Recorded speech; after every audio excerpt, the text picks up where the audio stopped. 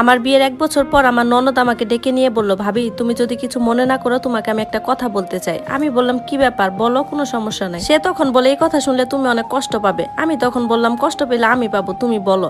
তখন সে বলতেছে, জানো ভাবি, ভাইয়ার সাথে না তোমার ছোট বোনের খারাপ সম্পর্ক আছে। এই কথা শোনা মাত্রই আমি ভীষণ ভাবে চমকে উঠলাম। তখন বললাম মানে? তখন সে বলতেছে কাপা কাপা সরে, ভাবি এই কথা যেন ভাইয়া কোনোভাবেই না জানে, তাহলে আমাকে মেরেই ফেলবে। কালকে যখন তুমি মার সাথে ডাক্তারের কাছে গেছিলে তখন আমার আর তোমার ছোট বোনের স্কুলে যাওয়ার কথা ছিল। ওকে যখন বললাম ও বললো ওর নাকি শরীরটা খারাপ, ও স্কুলে যাবে না। এদিকে ভাইয়াও আর বাসায় আছে, ও কাজে যায় নাই। তো আমি যাওয়ার পরে রাস্তায় তখন মনে হলো যে বাসায় আমার হোমওয়ার্কের খাতাটা রেখে গেছি। পরে আমি যখন আবার বাসায় গেলাম, রুমে এসে দেখি আমার ভাই আর তোমার বোন খুব বাজে অবস্থায়। বিশ্বাস করো ওদের শরীরে একটা সুতাও ছিল না। আমি সঙ্গে সঙ্গে আমার ননদের মুখটা চেপে ধরে বললাম, দয়া করে তুই চুপ কর, আমি এগুলো আর নিতে পারছি না। তখন আমার ননদ খুব ঘাবড়ে গেল। তখন সে আমার হাতটা ধরে বলল, ভাবি আল্লাহর দোহাই লাগে, আমি যে তোমাকে এগুলো বলেছি এগুলো ভাইয়া আর আমার মা যেন কোনোভাবেই না জানে। আমি তোমার ছোট বোনকে অনেকবার সাবধান করছি, অনেকবার চেষ্টা করছি, কিন্তু সে কোনো কিছুই মানে না। সে তো মাঝে মধ্যে ক্লাস ফাঁকি দিয়ে ভাইয়ার সাথে ঘুরতে যায়। সেদিন শুনলাম সিনেমাও দেখতে গেছে। ওকে যদি আমি কিছু বলি তখন বলে, শোনো তুমি যদি এগুলো বলে দাও তাহলে তোমার ভাইয়া তোমার ভাবিকে ছেড়ে আমাকেই বিয়ে করবে। বিশ্বাস করো ভাবি, এই কথাগুলো এতদিন ভয়ে আমি তোমাকে বলিনি। তখন আমি তাকে বললাম, আচ্ছা ঠিক আছে এই কথাগুলো আমি কাউকে বলবো না, তুই চলে যা। কিন্তু কথাগুলো কেন জানি আমার বিশ্বাস হচ্ছিল না, কারণ আমার ননদ আমার বোনের সাথে পড়াশোনাতে এত বেশি পারতো না। আমার বোনের রেজাল্ট আমার ননদের থেকে অনেক ভালো, আর ও তো এরকম মেয়েও না। আর ও যদি এসবই করতো তাহলে তো রেজাল্ট গোল্লাই যাওয়ার কথা ছিল। আমার বারবার কেন জানি মনে হচ্ছে আমার ননদ কোনো একটা জিদ মেটাতে চাচ্ছে আমার বোনের উপর, কিন্তু সেটা কি? আমার বোনকে আমি ভালো করেই চিনি, আর ও তো জানে বাবা মা মারা যাওয়ার পর আমি ছাড়া ওর কোনো আশ্রয় নেই। আর ও তো নিশ্চয়ই চাইবে না ওর শেষ আশ্রয়টুকুও নষ্ট করতে। আমি আমার বোনকে এই ব্যাপারটা জিজ্ঞাসা করতে চেয়েও আর জিজ্ঞাসা করলাম না, কারণ মিথ্যা একটা ব্যাপার নিয়ে অযথা ঘরে অশান্তি করতে চাই না। তাছাড়া আমি আমার স্বামীকেও খুব ভালো করেই চিনি। পৃথিবী উল্টে গেলেও সে কোনোভাবে এসব কাজকর্ম করতে পারে না। আমরা 4 বছর ভালোবেসে বিয়ে করেছি। এসব নিয়ে যদি সংসারে ঝামেলা থাকে তাহলে আমিই বা কোথায় যাব, কে আছে আমার? তাই আমি বিষয়টা মাটি চাপা দিয়ে দিলাম। এর 1 সপ্তাহ পর আমি আমার শাশুড়িকে নিয়ে হসপিটালে যাচ্ছিলাম আমার চেকআপের জন্য। তখন আমার প্রেগনেন্সি 7 মাস চলে।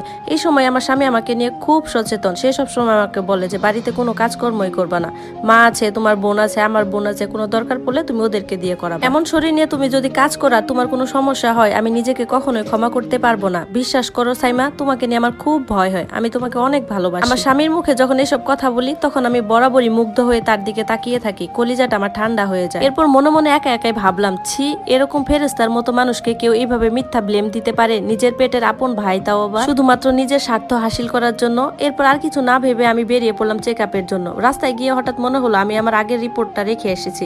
তখন মাকে বললাম, মা আপনি গেটে দাঁড়ান, আমি গিয়ে রিপোর্টটা নিয়ে আসি। ভেতরে ঢুকে আমি সোজা চলে গেলাম আমার রুমের দিকে। রুমে গিয়ে যা দেখলাম সেটা দেখার জন্য আমি মোটেই প্রস্তুত ছিলাম না। যা দেখলাম এটা আমি দুঃস্বপ্নও ভাবতে পারিনি যে আমার জীবনে এরকম কিছু দেখতে হবে। তবে তাহলে আমার ননদের কথা সত্যি হলো? হে আল্লাহ, এ কি দেখছি আমি? আমাকে দেখে তারা দুজনে দুদিকে সরে গেল। এসব দেখে আমার মাথা ঘুরাচ্ছে, বমি বমি পাচ্ছে। আমি তো দুঃস্বপ্নও বিশ্বাস করি নাই যে এগুলো হবে। আমার শাশুড়ি যদি জানতে পারে তার ছেলে আর আমার বোন তারই ঘরে এরকম নির্লজ্জ আর বেহাইপনা করতেছে, তাহলে তো আমার বোনকে বাড়ি থেকে বের করে দিবে, আর আমাকেও যে রাখবে সেটার কোনো নিশ্চয়তা নেই। তখন আমার বোন কোথায় গিয়ে আশ্রয় নিবে? বুকের উপর পাথর চাপা দিয়ে আমি চোখের পানি মুছতে মুছতে কাগজগুলো নিয়ে ডাক্তারের কাছে চলে গেলাম। ডাক্তার আমাকে চেক আপ করে বললেন, আপনি মেয়ে সন্তানের মা হবেন। এই কথা শুনে আমার শাশুড়ি খুশি আত্মহারা হয়ে তার গলার চেনটা আমার হাতে ধরিয়ে দিলেন।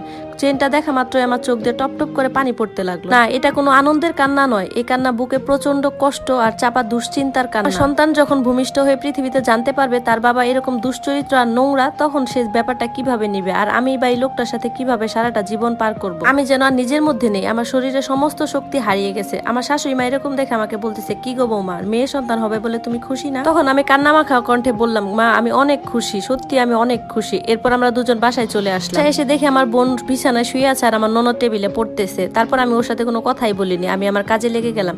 সন্ধ্যার সময় আমার ননদ আমাকে ডেকে বলতেছে, ভাবি তুমি কি তোমার বোনকে কিছু বলছো? আমি বললাম, না কিছু তো বলিনি। ননদ তখন বলল, তুমি যদি কিছু নাই বলো তাহলে তোমার বোন আমাকে এতগুলো কথা শোনালো কেন? সে বলল সে নাকি সবাইকে মজা দেখিয়ে ছাড়বে। আমি যখন বাসায় ফিরলাম দেখি ও একাই শুয়ে আছে। আমি তখন বললাম, কি হয়েছে তোমার, মন খারাপ কেন? সে বলতেছে, আমার রোগ হয়েছে, রোগ মানুষ জ্বালানোর রোগ। রাতের বেলা আমার স্বামী বাসায় ফিরলো হাতে 1 প্যাকেট মিষ্টি নিয়ে। সেই মিষ্টি সে সবাইকে খাইয়ে দিচ্ছে। এরপর যখন আমার কাছে আসলো মিষ্টি খাইয়ে দেওয়ার জন্য, আমি তাকে বললাম, খবরদার তুমি একদম আমার কাছে আসবে না। সে হাসার ভান করে আমাকে বলল, ওমা মেয়ে হবে বলে তুমি খুশি না? আমি কিছু বলার আগে সে চিৎকার করে তার মাকে ডাকতে লাগলো, মা মা এদিকে আসো। তার ডাকাডাকি শুনে বাড়ির সবাই হাজির। শাশুড়ি মাকে দেখে সে আমার মুখে মিষ্টি তুলে দিল। তখন আমি আর কি করা, মিষ্টিটা মুখে নিলাম। মিষ্টিটা তো আমার গলা দিয়ে নামতেই চাইছে না, আমার চোখ জলে ভিজে গেছে আর বুকের ভিতর থেকে হু হু করে কান্না আসছে। আমার তো ভাবতে অবাক লাগছে আমার ছোট্ট বোনটি এত সহজে এত পাকা অভিনেত্রী হয়ে গেছে। কত বড় দুঃসাহস হলে এই কাজ করতে পারে। যে মেয়েকে আমি নিজের মেয়ের মতো ভালোবেসেছি, বাবা মা নেই, নিজের সংসারে আশ্রয় দিয়েছি, সেই আমার এই সংসারটাতে কুড়াল মারলো। স্বামী আমাকে বলছে, কি হয়েছে তোমার, এত দুশ্চিন্তা করতেছো কেন? আমি বললাম, তুমি এই কথা কিভাবে বলো, তোমার তো লজ্জা থাকা উচিত। তখন সে আমাকে বলতেছে, ধুর বোকা, সকালে কি না কি দেখছো, এটা এখনো মনে রাখছো, সব ভুলে যাও। আমি তাকে বললাম, তুমি তোমার স্ত্রীর ছোট বোনের সাথে ব্যভিচারে লিপ্ত, 4টা বছর তোমার